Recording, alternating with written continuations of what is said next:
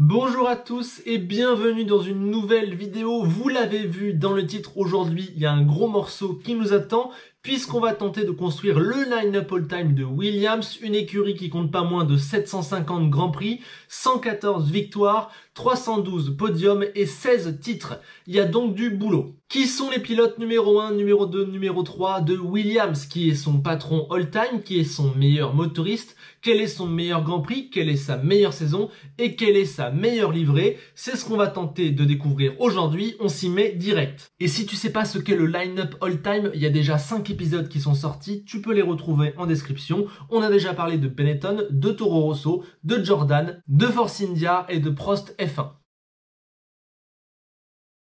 Avant même que la vidéo ne commence, nous sommes face à un immense défi. Comment résumer les 45 années légendaires de Williams sans dépasser les 2 heures de vidéo? Il y a tellement de détails, de pilotes, de courses, c'est un travail titanesque. Du coup, je l'annonce direct, il va manquer des choses. Je ne prétends pas couvrir toute l'histoire de Williams dans cette vidéo, simplement faire un gros résumé tiré sur un gros fil qui résume 45 années. Et si vous voulez une vidéo qui résume toute l'histoire de Williams, vous avez celle du Blabla F1 qui est juste parfaite, je vous mets également un lien en description. La première chose à savoir, c'est que Williams est une écurie indépendante. Ça veut dire qu'en dehors de la Formule 1, elle n'existe pas. Elle est bâtie simplement sur l'envie d'un seul homme, son créateur Frank Williams, un fou de vitesse qui a été un très bon pilote qui est allé jusqu'en Formule 3, mais il a mis un terme à sa carrière en 66 pour monter sa propre équipe. Il a d'abord couru en Formule 2, puis en Formule 1 dès 1969. Un homme est central dans ce début d'histoire, Pierce Courage, le premier amour sportif de Frank. En 69, il apporte 2 magnifiques podiums, mais il décédera tragiquement l'année suivante au Grand Prix des Pays-Bas. Après ça, l'écurie connaîtra des difficultés sportives, mais également financières, puisque Frank devra vendre la majorité de ses parts à un investisseur américain du nom de Wolf. Wolf finira par renommer l'équipe de son propre nom et même par licencier Frank. Mais la mort de sa première équipe ne va pas décourager le tenace britannique qui remonte une équipe qui est celle que l'on connaît encore aujourd'hui, Williams Grand Prix Engineering. Le premier pilote sera le Belge Patrick Neve. Même s'il ne marque aucun point en 1977, l'essentiel était ailleurs. Il fallait relancer la machine. En 78, c'est l'Australien Alan Jones qui débarque, vainqueur de son premier Grand Prix avec Shadow. Et là, les choses vont s'accélérer. Avec son ami ingénieur Patrick Head ainsi que Frank Derny et Ross Brawn à la conception, Williams explose très vite. Premier podium fin 78 avec Jones, puis recrutement de Clay Regazzoni qui remporte la première victoire de l'équipe en 79. La même année, l'équipe fait 2e du général avec 5 victoires lors des 7 dernières courses. D'écurie anonyme à prétendante à la victoire en 2 ans, Williams a fait très fort. Mais le meilleur reste encore à venir. Motorisé par Cosworth et sponsorisé par Al Bilal Saoudi, Williams vole en 1980. Personne n'arrivera à la cheville de l'écurie de Sir Frank qui finit championne du constructeur avec presque le double de points sur son poursuivant Ligier. Côté pilote, Alan Jones a dominé les débats et termine champion avec 5 victoires. Le second pilote fut Carlos Reutemann qui gagna une fois. Le duo Jones-Reutemann sera encore extrêmement performant en 1981 où ils mèneront Williams à un 2e titre constructeur. Malheureusement, ils rateront de peu le titre pilote face à Nelson Piquet. En 82, la voiture semblait moins forte, mais les événements tragiques de cette année ont permis à Keke Rosberg, nouveau venu, d'empocher le titre mondial. Mais à l'inverse de l'an passé, il n'y aura pas de titre constructeur, la faute à trop peu de points pour Derek Daly. Mais à ce moment-là est banni l'effet de sol, une technologie qui a permis à Williams de construire tous ses succès, et en plus Cosworth s'en va et est remplacé par Honda. L'équipe va donc traverser quelques temps difficiles. 83 et 84 seront des années de transition avec comme duo de pilotes Keke Rosberg et Jacques Laffite. Le Finlandais ira chercher 4 podiums et 2 victoires, mais Williams finit 4e puis 6e. En 1985, Williams change de couleur suite au partenariat avec Canon et le moteur Honda améliore sa fiabilité. L'association entre Keke et le pilote Lotus Nigel Mansell sera, elle, exceptionnelle. Au bout de 6 Grands Prix, Rosberg gagne et la fin de saison sera excellente puisque l'équipe remporte les 3 dernières manches avec notamment les 2 premiers succès de Mansell. Au classement, Williams finit 3e derrière McLaren et Ferrari. Les bases sont posées pour une excellente saison 86 où Williams est la meilleure équipe devant McLaren. Nelson Piquet a remplacé Keke Rosberg, mais cela n'empêche pas les hommes de Sir Frank d'empocher le titre constructeur, même s'ils perdront le titre pilote à la suite d'un final complètement dingue où leurs pneus lâcheront, ce qui ravira Alain Prost de sa première couronne. Mais cette année-là eut également lieu un événement dramatique qui va marquer la suite de l'histoire. Frank connaît un très grave accident de la route en France à côté du circuit du Castellet. Comme je vous l'ai dit, il était absolument fou de vitesse et de voiture et ce jour-là, il l'a payé très cher. Passé à quelques centimètres de la mort, il se réveille, mais sa vie ne sera plus la même puisqu'il perd l'usage de ses jambes, de son buste et d'une partie de ses bras.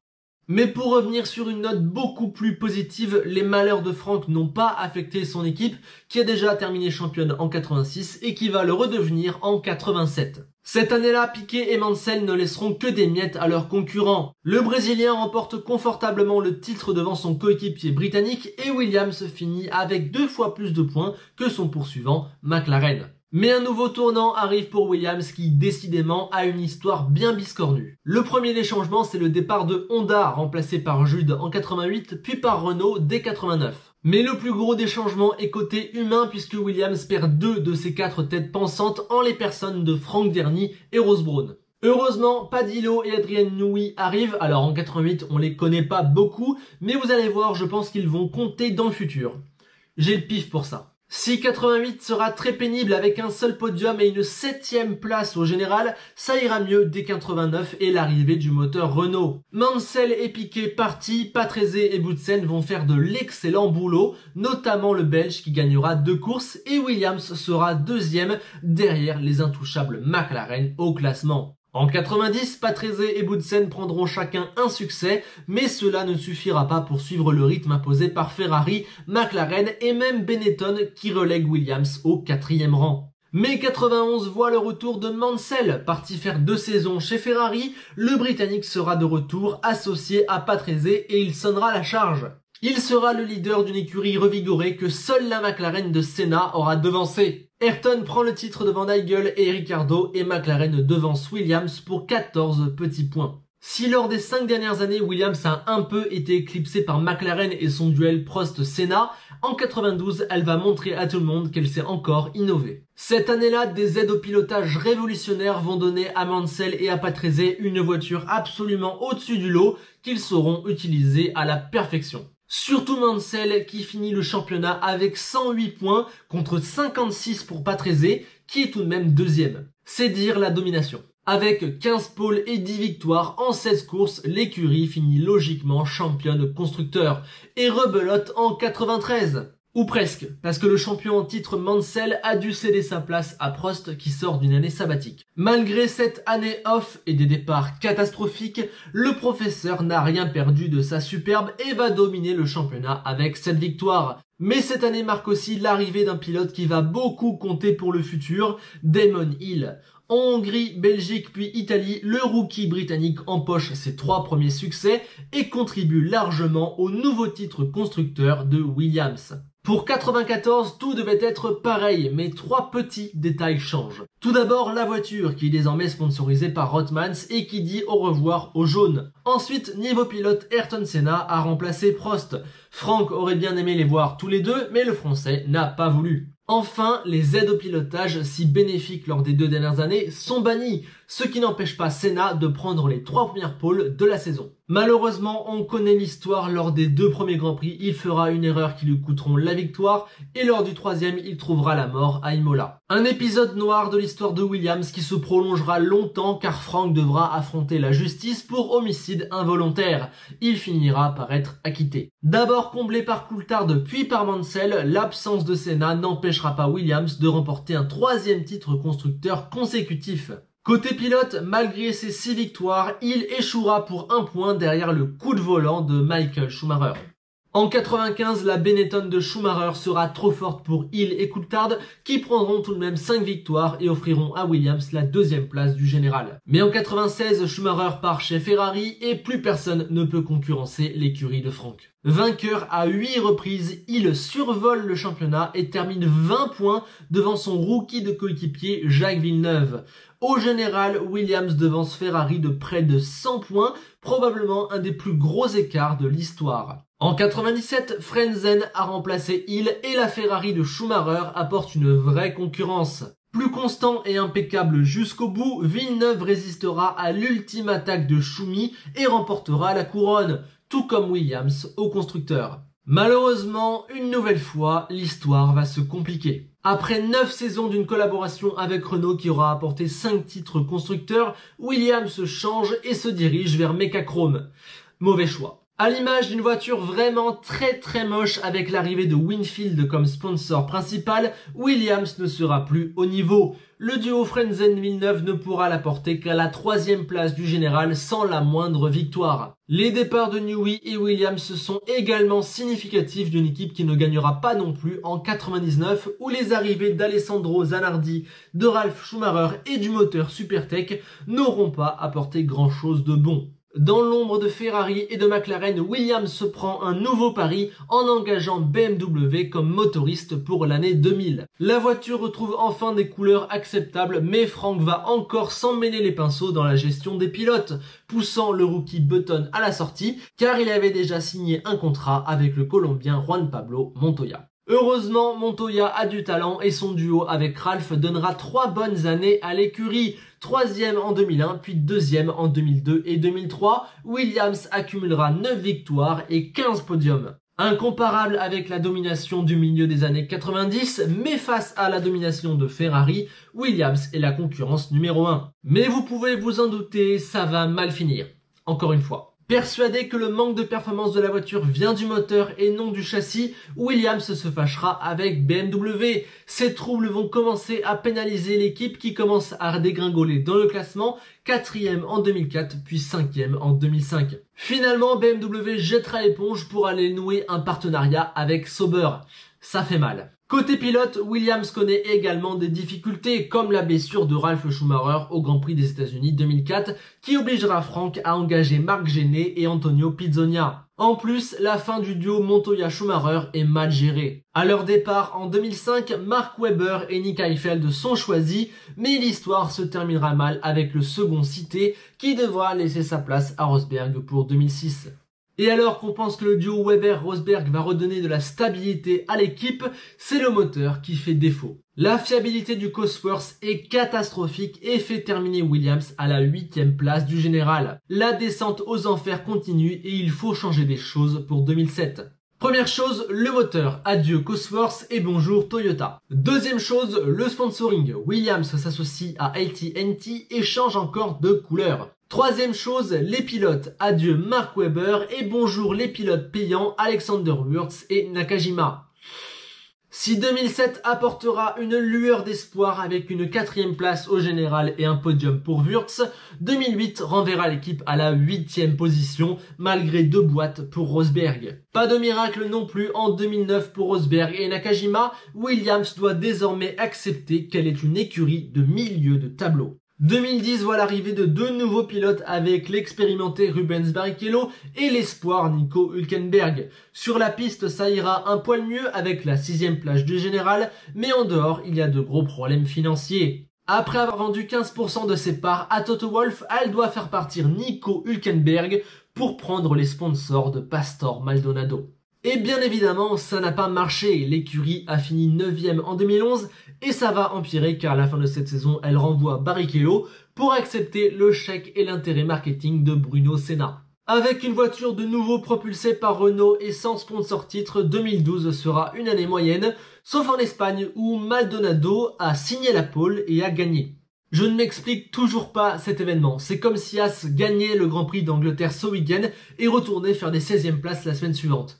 C'est juste un mirage. Comme prévu, cette victoire est venue seulement apporter du baume au cœur mais n'aura rien réglé des soucis structurels de l'équipe. Avec seulement 5 points en 2013, il faut absolument un nouveau virage en 2014. Vous connaissez la méthode. Tout d'abord, nouveau sponsor titre en la présence de Martini, magnifique voiture, nouveau motoriste en la personne de Mercedes et nouveau pilote avec l'arrivée de Valtteri Bottas et de Felipe Massa en 2014. La nouvelle ère qui commence en 2014 apportera à l'équipe ses dernières heures de bonheur.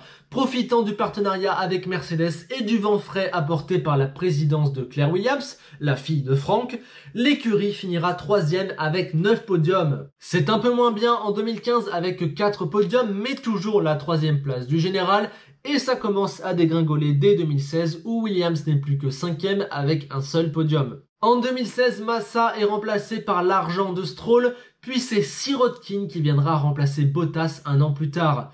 Le podium miracle de Stroll à Bakou sera l'arbre qui cachera la forêt, car Williams sombre pour de bon cette fois-ci. Dernier avec 7 points en 2018, puis avec 1 point en 2019, la mythique structure britannique ne parvient pas à se remettre dans la bonne direction et doit accepter l'argent de Kubica ou de Latifi. Dans ce marasme, George Russell apporte un peu de bonheur, mais les dernières nouvelles sont sombres, le sponsor titre Rocket s'est retiré et Claire Williams cherche des solutions de reprise. Et voilà, nous sommes arrivés à 2020, vous l'aurez compris, c'est très dur de résumer une histoire si riche en moins de 2 heures. Mais je rappelle que nous sommes là pour élire le line-up all-time de Williams, pas pour faire un documentaire sur l'écurie. J'espère tout de même avoir suffisamment bien raconté son histoire. Nous voilà donc arrivés au moment fatidique de faire des choix pour le line-up de Williams et on commence par les pilotes et c'est pas la tâche la plus facile car il y a eu 54 pilotes qui ont couru pour Williams dans toute l'histoire de l'écurie. Dans ce petit tableau qui provient de Stats F1, voici tous ceux qui ont couru plus de 10 courses. Vous devinez tout de suite que notre tâche ne va pas être aisée. Et pourtant, personnellement, je trouve qu'il y a une certaine évidence pour les pilotes numéro 1 et numéro 2. Pour le meilleur pilote de toute l'histoire de Williams, je vais tout simplement choisir celui qui a le plus de grands prix, le plus de victoires, le plus de pôles, qui a fait 3 passages par l'équipe, champion en 1992, je veux bien évidemment parler de Nigel Mansell. 95 courses, 28 victoires des 114 de l'équipe, 28 pôles, 43 podiums et surtout un visage emblématique et mythique qui colle à l'image de Williams. Pour moi, c'est le numéro 1 sans trop de contestation possible. Pour le pilote numéro 2, j'ai également pris un Britannique en la personne de Damon Hill. Avec ses 21 victoires, ses 20 pôles, ses 40 podiums et son titre en 96, Damon est non seulement le 2e palmarès de l'écurie, mais en plus il représente la dernière époque glorieuse de Williams, le moment où elle était incroyablement au top. Dites-moi si vous n'êtes pas d'accord, mais Mansell en numéro 1 et Hill en numéro 2, je pense que c'est un choix assez logique, j'ai hâte d'avoir vos avis là-dessus. En revanche, pour le 3e pilote, plein de choix s'offrent à nous, ça va être un peu les goûts et les couleurs. Je tiens tout d'abord à dire que j'aurais bien mis Pierce Courage en 3e pilote s'il avait couru dans la vraie écurie Williams, celle qu'on connaît aujourd'hui, car je pense qu'on sous-estime l'importance de Pierce dans la carrière sportive de Frank Williams. Donc je l'aurais bien mis là pour le symbole, mais ça ne colle pas. Au final, j'ai quand même 10 noms à vous proposer, dont les 5 derniers qui sont particulièrement sérieux. On a tout d'abord Juan Pablo Montoya et Ralf Schumacher, symbolique du brillant début des années 2000 de l'écurie. Ralf est mine de rien le 2e plus capé avec seulement un Grand Prix de moins que Mansell, et ils ont gagné 6 et 4 courses et fait 21 et 23 podiums, ce qui n'est pas négligeable. Je note aussi Valtteri Bottas, vrai vent de fraîcheur entre 2013 et 2016 et auteur de 9 podiums. Pareil pour Massa qui était bon dans la même période et qui a apporté une pole et 5 podiums. Nico Rosberg fut important de 2007 à 2009 et a signé 2 podiums à une époque où Williams ne jouait que les points. Claire Regazzoni fut le premier vainqueur de l'écurie, il lui manque de gros résultats et de la longévité, mais ça se cite. Ensuite, on a Nelson Piquet, double champion constructeur et une fois champion pilote avec l'écurie de Sir Frank. 7 victoires, 6 pôles, 21 podiums, du Piquet tout craché. On peut aussi citer Jacques Villeneuve, dernier champion du monde de Williams en 97 et excellent 3e palmarès de l'écurie mine de rien. Enfin, il y a également Alain Prost qui n'a fait qu'une saison, mais quelle saison! Champion avec 7 victoires, il a marqué l'histoire de Williams. Mais mon choix, ce sera Alan Jones. Premier champion pilote et constructeur de l'écurie en 1980, Alan Jones fut le pionnier, le pilote autour duquel Frank Williams a pu bâtir ses premières heures de gloire. En plus, je trouve qu'il est assez souvent sous-estimé et qu'on l'oublie souvent dans la liste des champions du monde, donc c'est une occasion de le mettre en avant. Bon, si côté pilote, il y avait pas mal de choix, il y en a beaucoup moins du côté du patron de l'écurie, où le poste va bien sûr revenir à Frank Williams, même si on passe un coucou à Claire. Niveau choix du motoriste, c'est un peu plus épineux car Williams en a compté 10 dans son histoire un peu tortueuse. Malgré tout, il y en a qui ont été absolument catastrophiques comme Jude, Supertech ou Mecachrome, mais il y en a eu 4 avec lesquels Williams a gagné. Il s'agit de Renault, Honda, Ford, Cosworth et BMW. Mais au final, mon choix se porte sur Renault, 185 Grands Prix, 64 victoires, 80 pôles, 142 podiums et 5 titres constructeurs. C'est le motoriste all-time de Williams pour moi. Passons à la meilleure saison et là encore il y a du choix, j'ai notamment sélectionné 1980 qui est l'année du premier titre, 1986, 1987, 1992, 1993 ou encore 1996 qui est mon choix final. Cette année-là, les pilotes ont fait un doublé au championnat, Hill devant Villeneuve, mais surtout au constructeur, l'avance a été démentielle. Déjà Williams a gagné 12 des 16 Grands Prix, et ils ont fini avec 175 points contre seulement 70 pour Ferrari. Je pense que c'est un des plus gros écarts de l'ère avec ce barème-là de points. Donc pour moi, c'est la meilleure saison de l'histoire de Williams, 1996. Pour le plus beau Grand Prix, on aurait pu en prendre des tas, il y en a vraiment pas mal à prendre parmi les 750 qu'a couru Williams, mais personnellement, pour le symbole, j'ai choisi la première victoire de Williams, c'est-à-dire au Grand Prix d'Angleterre en 79 avec Claire Regazzoni. Comme ça représente un beau morceau de l'histoire de l'écurie et ça met aussi Claire Regazzoni en avant, ce qui je trouve est assez important. Enfin, nous avons la meilleure livrée et là c'est une question de goût. Enfin, il faut surtout se demander quel sponsor titre on a préféré parce qu'il y en a eu pas mal. Il y a d'abord eu Al Bilad Saoudi symbolisé par cette voiture de 1980, puis Tag avec cette Frank Williams 1982, la splendide période Canon où j'ai retenu la voiture de 93, puis on a eu la période Rothmans où je vous propose la voiture de 96 qui est plutôt jolie. En revanche, je n'ai rien retenu de l'ère Winfield et je passe directement à BMW avec la voiture de 2005 que moi j'aimais beaucoup malgré son nez. La prochaine belle livrée fut à mon sens celle de Martini, notamment celle de 2018, et il faut avouer que la voiture de cette année passe bien aussi, avec ou sans Rocket. Mon choix final se porte sur 1996, pour moi c'est la plus belle Williams de tous les temps, c'est vraiment symbolique, j'ai hésité avec la livrée Rothmans, mais je prends finalement 1993. Et du coup, voici la photo de famille finale. Nigel Mansell en pilote numéro 1, Damon Hill en pilote numéro 2, avec Alan Jones en pilote numéro 3, Frank Williams en patron et Renault en motoriste. La plus belle saison pour moi, c'est 1996. Le plus beau Grand Prix, j'ai choisi Silverstone 1979. Et pour la plus belle livrée, j'ai pris celle de la saison 93 avec Canon. Maintenant, c'est à vous de me donner vos choix. J'ai hâte d'avoir votre line-up all-time dans les commentaires. Voilà, j'espère que vous êtes restés jusqu'au bout et que cette vidéo n'était pas trop longue. On était quand même obligé de faire un petit peu long car il fallait bien résumer l'histoire légendaire de Williams. On n'a qu'à dire que c'était un épisode du line-up all-time un peu particulier. En tout cas, moi j'ai adoré le faire. Si vous avez apprécié le regarder, n'hésitez pas à mettre un like. Ça m'aide beaucoup et ça récompenserait mon travail. Proposez également dans les commentaires la prochaine écurie que vous voulez voir pour le line-up all-time. Sur ce, je vous remercie pour tout votre soutien. J'espère que vous avez apprécié la vidéo. Je vous encourage à vous abonner et à partager. On se retrouve bientôt pour de nouvelles vidéos et rappelez-vous qu'Enzo Ferrari disait presque que le plus important c'est de franchir la ligne, toujours franchir la ligne. Et si vous êtes un pilote Williams du milieu des années 90, pour franchir la ligne, il vous faudra éviter de croiser la route de Michael Schumacher. À bientôt.